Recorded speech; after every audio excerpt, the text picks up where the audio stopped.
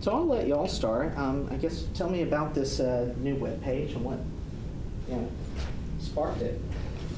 So obviously there's been many questions in the community, and so we wanted a single source site available to our citizens to look at various documents, and several of the questions are ones we've heard in the community, and so wanted a location where those answers are for our citizens to have access to.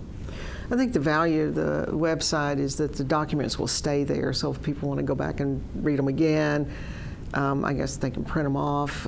They will have them available to them, and we'll be able to add to it as time goes on, and with videos and other information as we get it, and as we're allowed to talk about things, because we have the other 2 lawsuits, that more will be added as we know.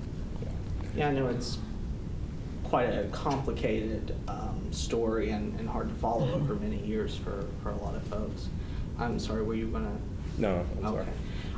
You mentioned after the lawsuits when you're able to say more. Do you imagine after the lawsuits that you'll be free and clear to talk about whatever, or are there certain things that are still going to be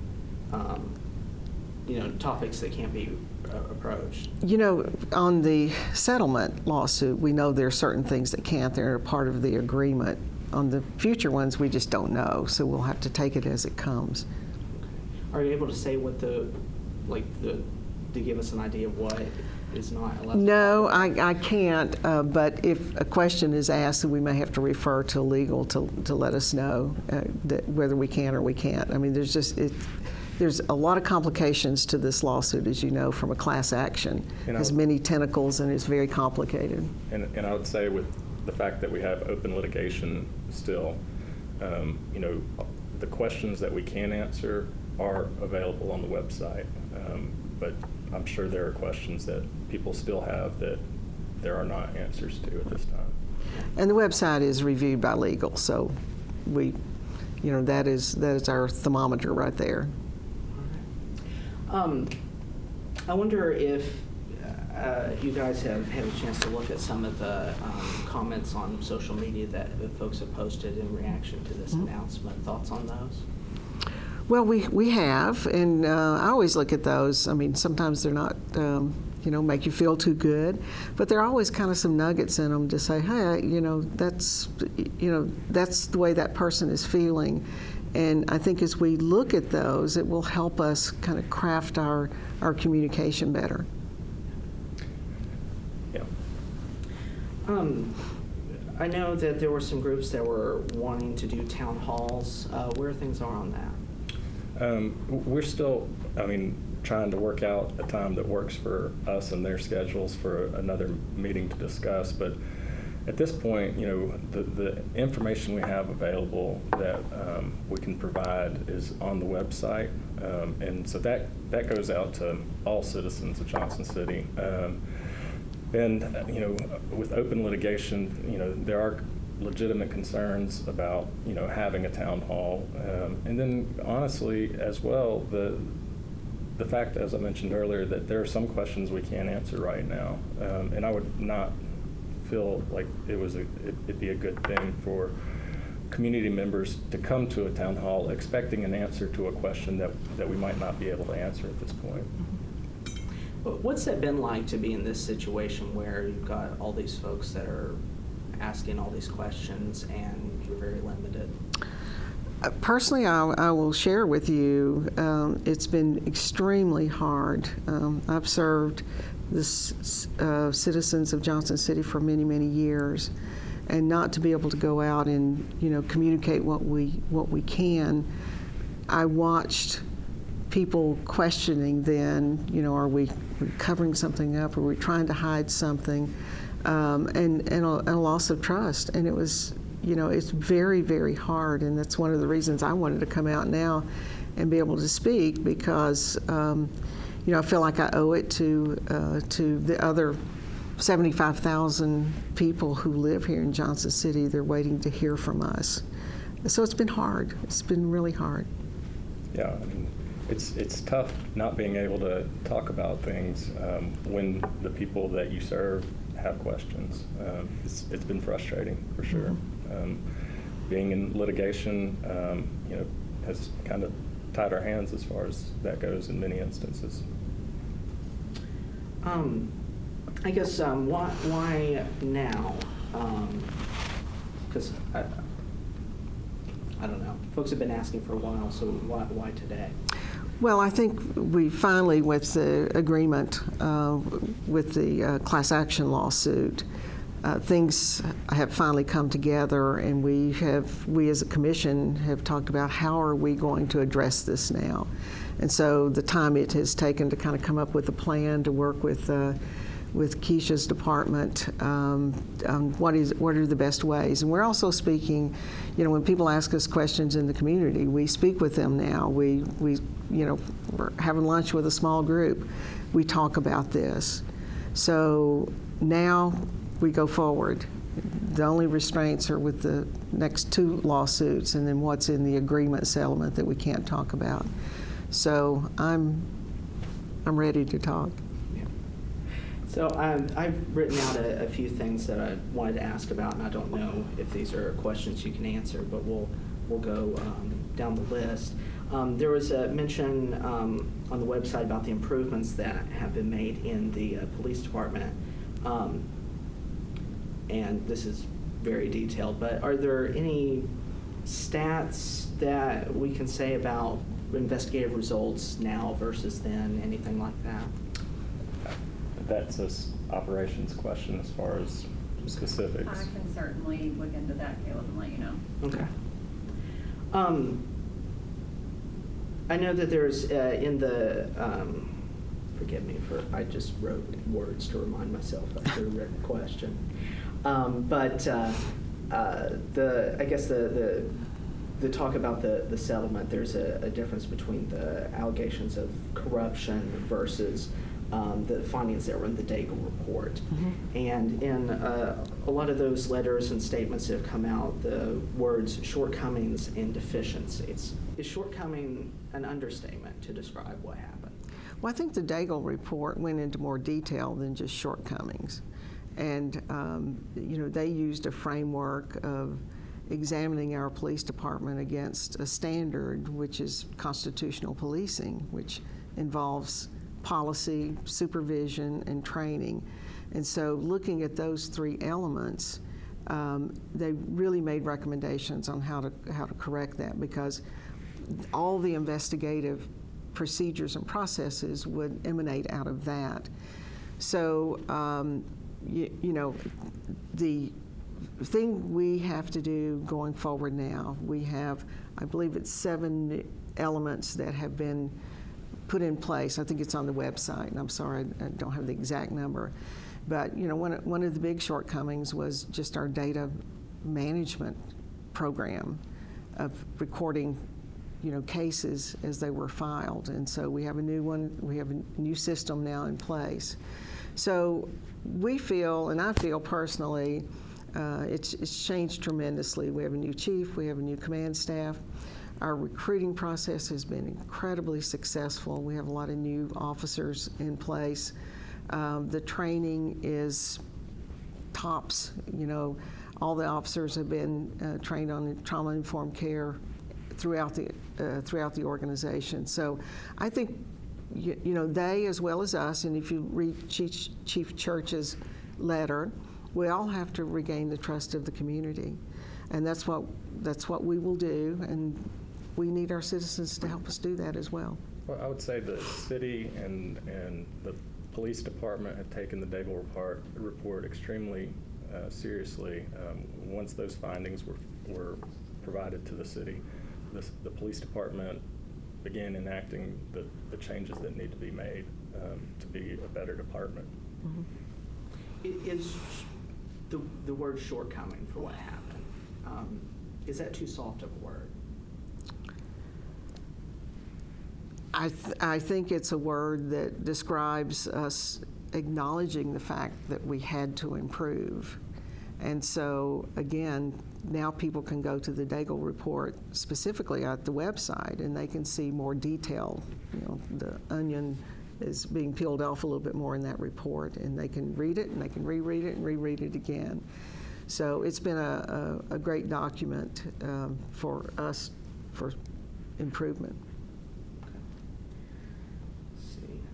One of the things folks have asked about is why no one has faced any kind of punishment for this. The leadership of the police department has changed, but that was through, you know, an early retirement program. Why has no one faced any kind of, I don't know. So TBI and the FBI, as General Steve Finney announced, investigated our police department. And the allegations of corruption, bribery, or any criminal misconduct by our police department or our police officers was unfounded. There was no criminal wrongdoing by our police. And so there were no criminal charges to be had. I need to clarify too, it Yeah. wasn't early retirement. It was a voluntary retirement. They didn't retire early though. Everybody who took that incentive had their years of service in. Oh, okay. I'll be right back, I'm sorry. What, help me understand that, because I obviously don't understand that program. What? Okay. Well, let me say this. When Mrs. Ball came, we hired her. One of the things that we, as a commission, let her know that I think that I can't remember the exact numbers, so don't quote me on this one, but a big percentage of our leadership team throughout the city were already at the retirement age. And so in order to kind of manage that better, we offered a retirement program, an incentive for those who wanted to go ahead and retire. And that way we could begin to replace at a little bit more controlled rate. If they all retired at one time, it was going to be very difficult. So it was a structured program for those who are already eligible. It wasn't early retirement. It was they were retirement eligible, and we gave them an incentive if they wanted to go ahead and take it. And we had a number who did that. Yeah. I guess on that question, there are folks out there who feel like, you know, even just the things that are in the Daigle report that saying, oh, we've got a new administration, so we're going in the right direction. A lot of folks feel like the folks who led the department that allowed that to happen, that something should happen. I mean, they are no longer employees of the city. And there was no criminal activity there. I know people have said, well, you should withhold their retirement and things like that. Remember, they're also civil servants, so there's protection under civil service. But you know, there was nothing legal we could do to, you know, withhold their retirements or you know, their pensions, those kind of things. In the I think it was the open letter from the city, it mentioned skewed news reports. Is there anything that our station has gotten skewed that, in your view? I don't, you know, here's the way I would kind of summarize this. There were so many allegations being thrown around, all, you know, from many sources. And, you know, somebody would say this, and then somebody else would say it, and somebody else. So it became the truth to a lot of people. You know, the first person to ever mention bribery and corruption was Sean Williams when he posted on his Facebook page. And that started everything about the police department being corrupt. And it got repeated and repeated, and the allegations, you know, took a life of their own. So, and that was very frustrating for us, you know, when all that, you know, was happening. So, you know, in the agreement with the plaintiffs and their attorneys, they put a sentence in there that said they could find no evidence of corruption and bribery as a part of discovery. And so then the TBI and the FBI verified that and got back to General Finney, who had nothing to file any kind of criminal charges on anybody. So, you know, that is the frustrating thing when the story itself takes on its own life, and the rumors are going around that you can't really respond to, and I think a part of it too is this class action lawsuit that we've never ever experienced before. It just had so many tentacles to it, and if we say anything, then it's used against us. So that's just been the hard thing that I witnessed firsthand. That sentence you mentioned, that's in the settlement, or forget me, you said that They put in us- discovery that they couldn't. They couldn't produce any evidence. And that's in the settlement. It is, but it's not one of the things that we couldn't say. Oh, okay. You had a look. I didn't know if there was something specific you wanted to. As for your question, we're dealing with an extremely serious event that occurred in our community with real victims. And we had a monster in our midst. My hope is that we have responsible journalism, especially our community journalists. And that is one reason, we want to share what we can share. This is a resource not just for the citizens, but for journalists. Just, if you've got questions regarding, the lawsuit and what's going on, these are the things that at this point in time with open litigation, we're able to share. And so we take this very seriously. We care about what's being put out and how it's being put out, because at the end of the day, what we're trying to do is have a community heal and move forward.